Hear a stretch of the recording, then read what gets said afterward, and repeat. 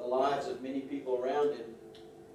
But his optimism, his eternal optimism and great spirit, has turned that into a life-changing event for a lot more people than just he and his family.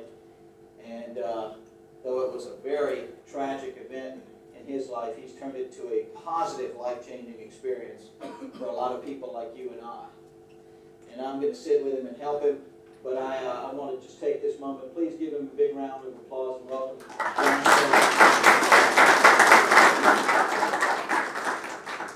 Thank you, David. First off, I'd like to tell you, I'm not just here to tell you a sad story. I'm here to make a difference in the way you look at safety from this day forward. And hope, that I can change the outlook on safety. And like I said, John's got just the absolute eternal optimism. He's a great spirit. Matter of fact, John, what's your favorite saying? Keep your head out your ass, people. I was actually talking about the other one.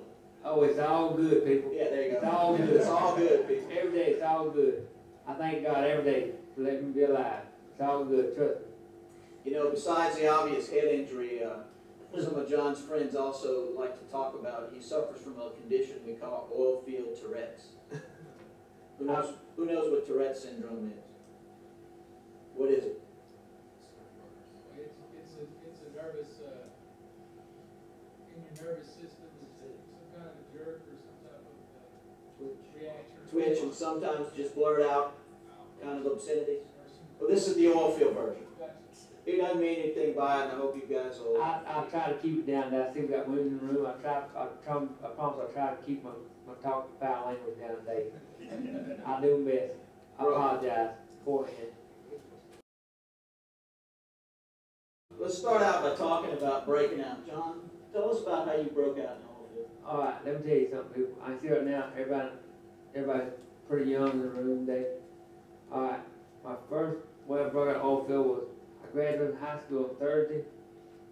All right, come Monday morning, I had to start an oil field. Everybody in the room know what a pumping unit is? Y'all know your pumping units? That's how I started an oil field. They'll make convicts do that. If you hadn't done it before, you ought to try it.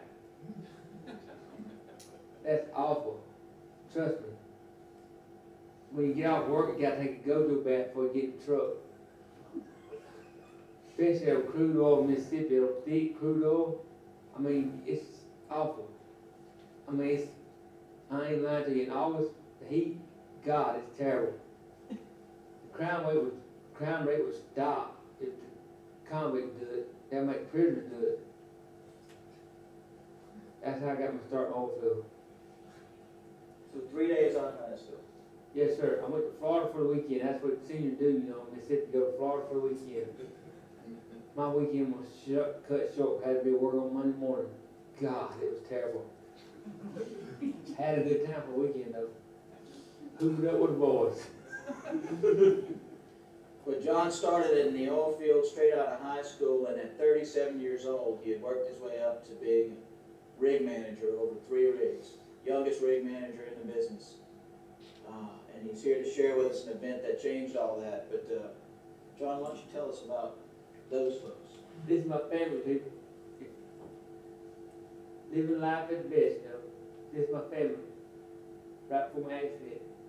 That's my wife, my son, and my daughter. My wife, she's at home. My daughter, my son, he's roughnecked. I know you're thinking, how can your son be roughnecked after an accident like that happened to you?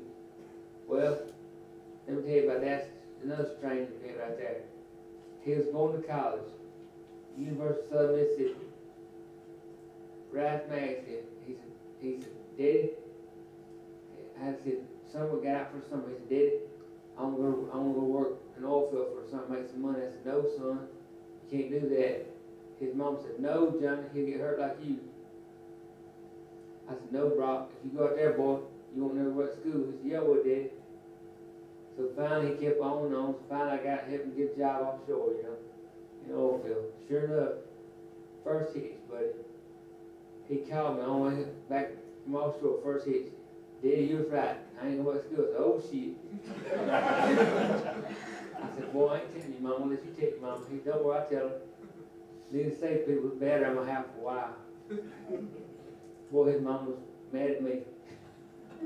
It took a while for her to get over it. She's fine. He's still offshore roughneck right now and loves it. Y'all was just mad what I had to go through for a while. She got over it finally. He loves it, still roughneck. But we count on the oil field he's in being a little different from the Oh other. God, it's so much better. So much better than when I first started. Well, speaking of when you first started, let's Yeah. talk about some safety attitudes when you first started. Safety attitude, when I first started, back in the 80s, this picture right here, we had a boy there named Bobby. We was roughneck. Well, the company I worked for at that time, they give us a safety manual, you know, like your guy. Of course, back then I was about this thick. They said, okay, you want to read the safety manual when you get off work. So me and Bobby was in the galley reading it. He said, hey, Soley. I said, yeah, Bobby.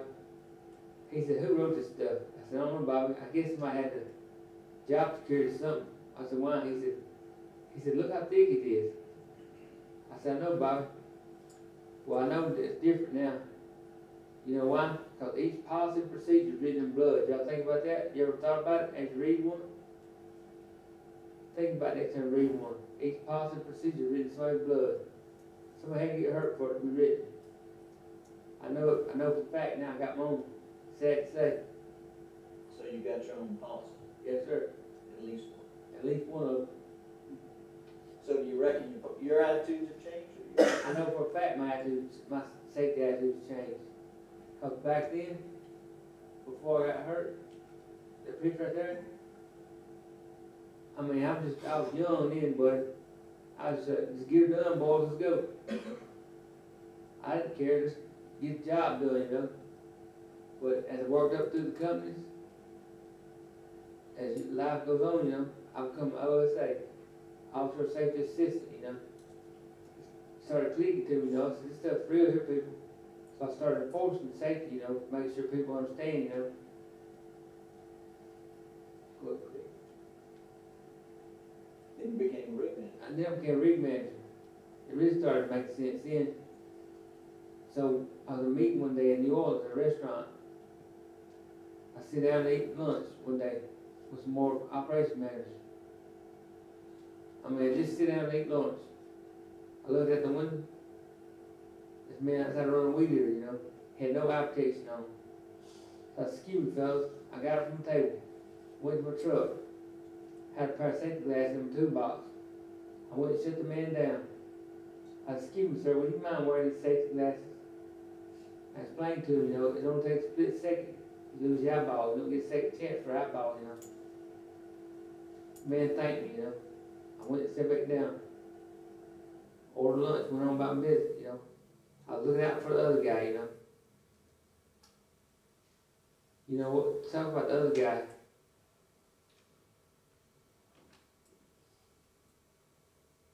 You know, who in this room, to be honest with you, I'm just thinking about this question. Who in this room thinks the accident happened to the other guy? I did, thought for years. Who in this room thinks the accident happened to the other guy won't happen to me? Be honest, think about it. I'll never get hurt. Accident happened to the other guy, right? Well, you're right. I'm the other guy. Look around. You the other guy, right? I'm the other guy. I'm the other guy, right?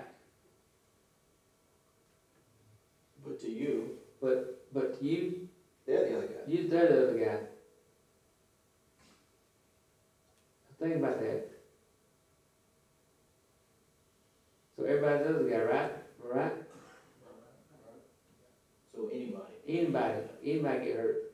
That's the point. Point I'm trying to make here. So what I'm trying to say is, if you ain't thinking 24 accident safety 24/7, but you get hurt. I mean, I have people tell me all the time now after my accidents. It's been 10 years since I got hurt. People said, I never thought John Soley got hurt. I mean, talk about getting hurt.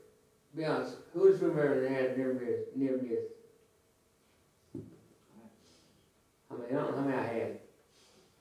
You know, this close to getting hurt bad, a near miss, a near hit. You was that close to getting mangled or something, you know. is that close to getting bummed up or something, you know. But think about it, you know.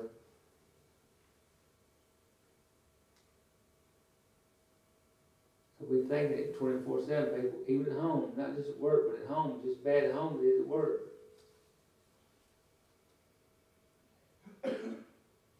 So the challenge is, what is your safety attitude? Is it like John and Bobby's when Yeah. they were young?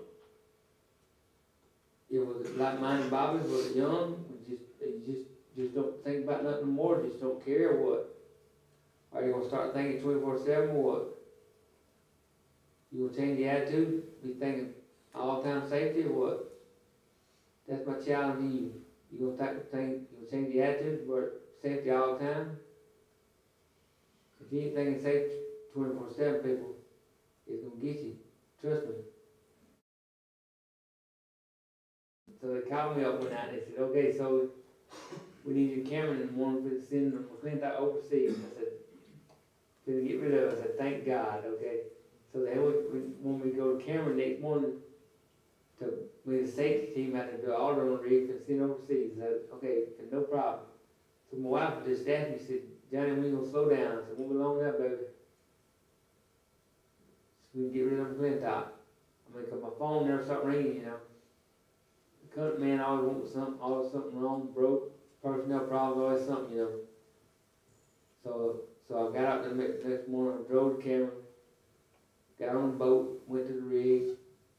I mean, the morale was down because the hands already knew they were going to get laid off and the rig left. So I went to tell them, you know, I was placed them somewhere throughout the company. Plus, I had to be out there with the inspectors, you know. So I got there, it was raining, wind blowing, you know. So right when I got on board, the OIM got a call from Jack, the safety man. One of the inspectors wanted to be sure the lifeboat was released, you know. So the OIM told Jack, Jack, listen, we keep putting water weather bad. He said, Soley's here now, so you should get ready to hang up on pin lines, cables, everybody know what I'm talking about? Y'all clear with me? The OIM told Jack to get ready to hang up on cables. He said, Soley's here, we're going in to help you. So by the time we got over there, Jack was ready to go, you know. So Jack gets out of the boat there, and he pulled the cord to release the lifeboat onto the cables. So when he done that, Jack got inside the boat there, he pulled the cord to release the lifeboat. Everything worked good, you know. The inspector was happy, you know. So everything looked good, you know. Everybody's happy. Excuse me. So when he done that, you know, everything looked good. So the next step is to winch it back up, put it back in escape mode again. So we done that, winch back up to the limiters. And then next step is to go up above it up to the landing up there and get a hand crank, a large hand crank put there and crank it up manually till the rubber stops. Well, Jack gets inside the boat there to hook it back up. Well, so me and the OIM was going up top there to insert the hand crank and start cranking on it. One on up there, O said, what's taking Jack so long, Soley? So I asked him, I said, hey buddy, you got it there? He said, yeah, I got it, Soley. So I tell Obi, he said, he got it, Obi. I said, okay. So me and Obi going up there, you know. So I insert the hand crank and start cranking on it. Well, meanwhile, Jack gets out of the lifeboat. I start cranking on it. Jack sees slack in there, you know. He knows next step is to go up there and do what I'm doing. He mashes the button while I'm cranking on it. Lights out with me, brother. That's all I remember. When Jack mashes the button, it engaged the motor. The motor engaged, and when I'm cranking on it, the hand crank comes around. Explodes my hard hat. I'm down.